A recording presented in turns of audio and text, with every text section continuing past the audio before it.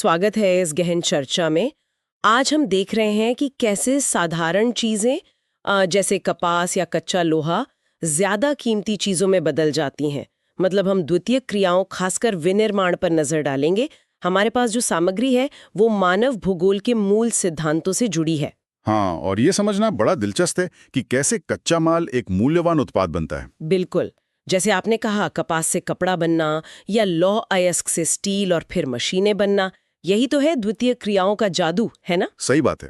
ये प्राकृतिक संसाधनों का रूप बदलकर उनका मूल्य बढ़ा देती हैं। हाँ, उनका मूल्य बढ़ा देती हैं। और देखिए, विनिर्माण शब्द सुनकर लगता है कि हाथ से बनाना, पर ऐसा नहीं है। अच्छा। जी, इसमें हस्तशिल्प से लेकर मतलब छोटी मोटी चीजों से लेकर बड़ी बड़ी अंतरिक्ष यान बनाने तक सब कुछ शामिल है। मूल बात है कच्चे माल को तैयार माल में बदलना, ऐसा माल जिसे बाजार में बेचा जा सके। तो फिर चलिए इसको थोड़ा और समझते हैं। आजकल जो बड़े पैमाने पर विनिर्माण होता है उसकी क्या खासियतें हैं? देखिए, आधुनिक बड़े पैमाने के विनिर्माण में सबसे पहली बात है कौशल का विशिष्टीकरण। विशिष्टीकरण? जी, मतलब पहले जैसे एक कारीगर पूरी चीज बनाता था वैसा नहीं, अब बड़े पैमाने पर उत्पादन होता है।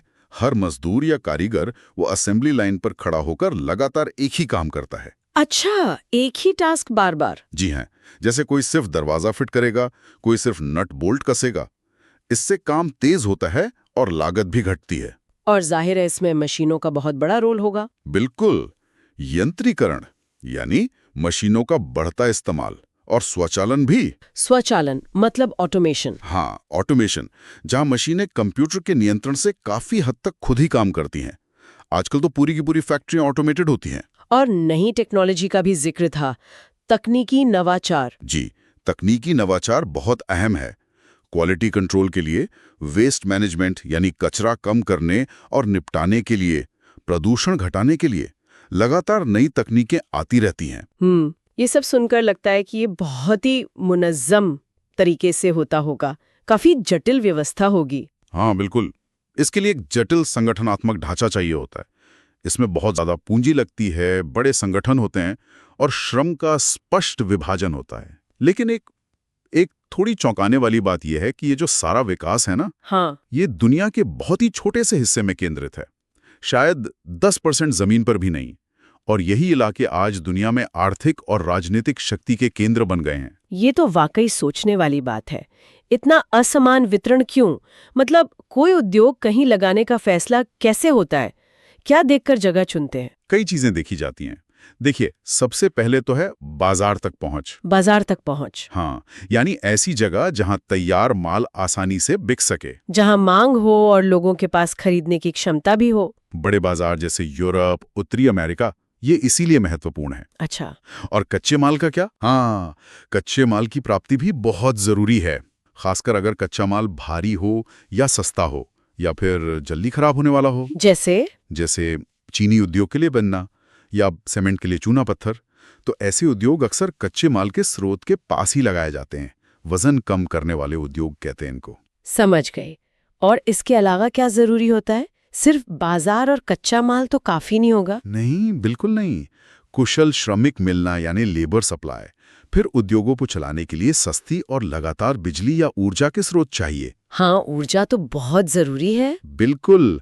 फिर माल लाने ले जाने के लिए अच्छा परिवहन नेटवर्क, सड़कें, रेल, बंदरगाह, संचार की सुविधाएं और हाँ, सरकारी नीतियां भी बहुत मायने रखती हैं। सरकारी नीतियां किस तरह से? सरकार की नीतियां जैसे टैक्स में छूट देना या किसी खास इलाके में उद्योग लगाने को बढ़ावा देना। और एक और दिलचस्प चीज है, वो है समूहन अर्थव्यवस्था। समूहन अर्थव्यवस्था, ये क्या होता है? इसका मतलब है कि जब एक ही जगह पर कई सारे उद्योग और उनसे जुड़ी सेवाएं इकट्ठा हो जाती हैं, तो उन सबको फायदा होता है। उन्हें आपस में चीजें लेने देने में आसानी होती है, प्रशिक्षित मजदूर मिल जाते हैं, बैंकिंग, बीमा जैसी सेवाएं पास में होती हैं। अच्छा, यानी एक दूसरे को फायदा पहुंचाते हैं। हमारे स्रोत में उद्योगों के वर्गीकरण का भी जिक्र था। उन्हें अलग अलग तरह से बांटा गया है। जी हाँ, उद्योगों को कई आधार पर वर्गीकृत किया जाता है, जैसे आकार के आधार पर। आकार मतलब छोटे बड़े? हाँ, जैसे घर में चलने वाले बिल्कुल छोटे कुटीर उद्योग, फिर छोटे पैमाने के उद्योग जिनमें थोड़ी मशीनें और मजदूर होते हैं, और फिर बहुत बड़े पैमाने के उद्योग, बड़ी बड़ी फैक्ट्रियां। ठीक है। और फिर कच्चे माल के आधार पर, कि वो कच्चा माल कहाँ से ले रहे हैं। कृषि आधारित उद्योग, खनिज आधारित, रसायन आधारित, वनों पर आधारित या पशुओं पर आधारित। फिर उत्पाद के आधार पर भी बांटते हैं।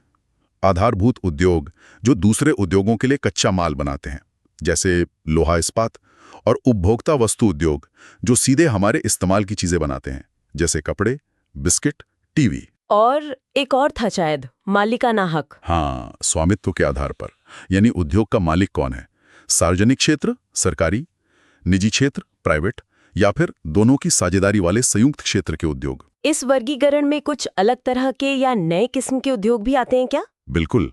एक खास तरह के उद्योग हैं जिन्हें स्वच्छंद उद्योग या अंग्रेजी में फुटलूज इंडस्ट्रीज कहते हैं। फुटलूज, ये क्या होते हैं? ये बड़े दिलचस्प हैं।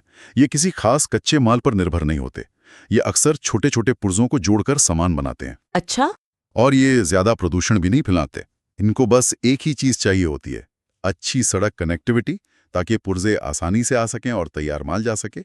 इसीलिए ये कहीं भी लगाए जा सकते हैं। मतलब लोकेशन को लेकर बहुत लचीले होते हैं। ये तो काफी सुविधाजनक लगता है। और वो जो आजकल बहुत चर्चा में रहते हैं, हाईटेक उद्योग। हाँ, उच्च प्रौद्योगिकी उद्योग, ये बिल्कुल नई पीढ़ी के उद्योग हैं।